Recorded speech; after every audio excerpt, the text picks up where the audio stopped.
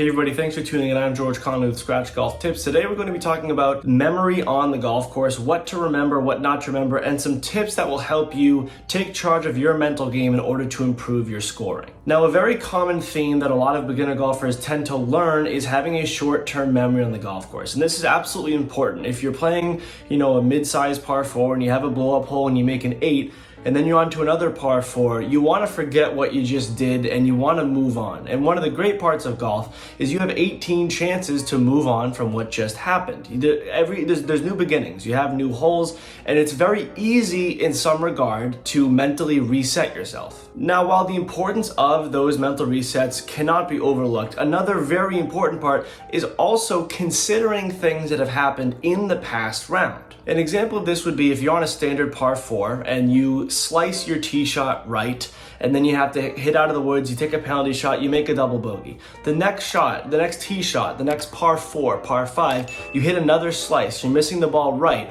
It's important to forget about the bad scores you've made. There's nothing you can do to fix that, but you can look at the errors that put you in the positions to make those bad scores, and you can adjust accordingly. So in the example I just laid out, if you're then on a par 4 with water all along the right, you have to think back to the last 2 times that you blew up earlier in the round, and it's because you were slicing your tee shot out to the right. So now that you can look back and understand that, put away all the bad, but understand where those misses are, and now you can either aim a little bit further left just to compensate for that slice, or you can try and club down because you know that your driver isn't going where you need it to go, especially when you have that right miss and there's imminent trouble along the right side. Now, off the tee, this is fairly easy to remember and to reconcile because you're so aware of what you do off the tee. Most times a blow-up hole is started off the tee. If you think about your past few rounds and you think about when you made double bogey or worse, it's usually because you didn't lay the ball in the middle of the fairway and have 150 yards in. It's usually because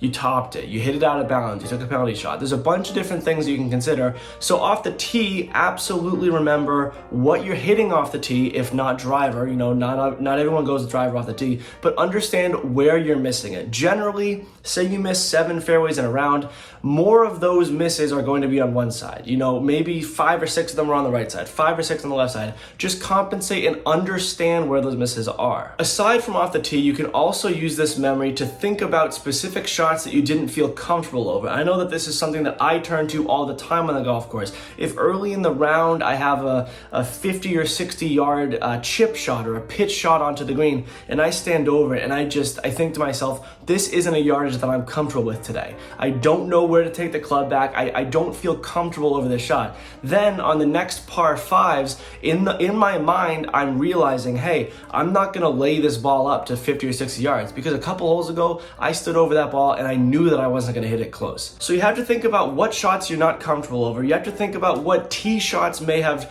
turned a normal hole into a blow-up hole. Maybe you're thinning a certain iron. You don't like your 8 iron today. Keep all of those in mind. Don't let them add up. Don't let them think that you're some kind of horrible golfer as a result of it. You can push aside all the negative. Just conceptually understand this club isn't working for me. How can I work away from it? My driver is missing right and there are trees right. Maybe let's aim left or club down to a 3-wood, club down to a hybrid. It's being conscious about where your game is on a specific day. And again, this is day to day.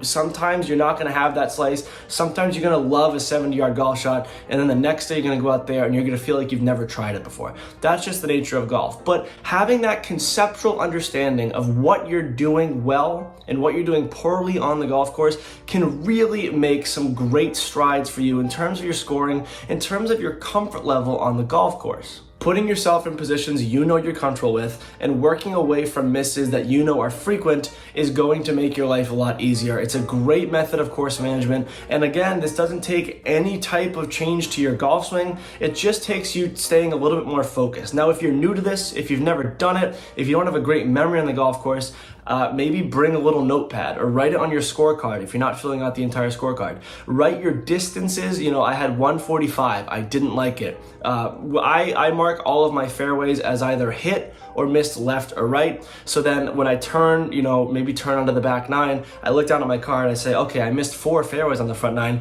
They were all missed right. Let's see if I can compensate for that, not in the way of adjusting your swing, because I'll never condone adjusting your swing in the middle of a round. It rarely leads to good things, but just so that you can conceptualize it and see if you can make tweaks to your club selection and alignment that can put you in better situations. I hope this helps you on course with your mental game. Again, it's important to have a short-term memory, but it's also important to understand some things that may affect your golf later on in the round. If you have any questions or comments, leave them in the comment section down below. Thank you all very much for watching. Play well and take care.